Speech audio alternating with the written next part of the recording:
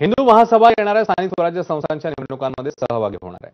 आनंद दवेंच्या नेतृत्वाखाली निवडणूक लढवली जाणार आहे। अनेक वर्षांनंतर महासभा पुन्हा एकदा निवडणूक रिंगणात उतरली आहे। 1915 साली मदन मोहन मालवीय यांच्या नेतृत्वात स्थापन झालेल्या हिंदू महासभेच्या माध्यमातून स्वातंत्र्यवीर सावरकरांनी इंग्रजांच्या कैदेतून सुटल्यावर सार्वजनिक कार्य सुरू ठेवलेलं। काही वर्षांपूर्वी हिमानी सावरकर निवडणुका लढवत होते, मात्र त्यांच्या निधनानंतर ही परंपरा खंडित झाली।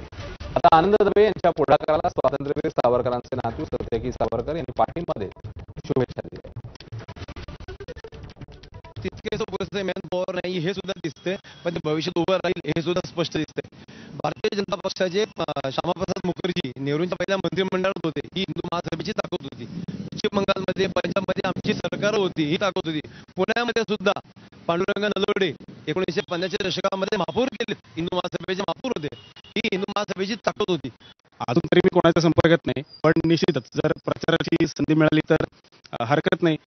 त्यानिमित्ताने सावरकरांचे विचार आणि हिंदू महासभेचे मुद्दे हे मांडणं महत्त्वाचं आहे, ते कोणीतरी मांडावं आणि निश्चितच मला आनंदच वाटेल ते मुद्दे मांडायला।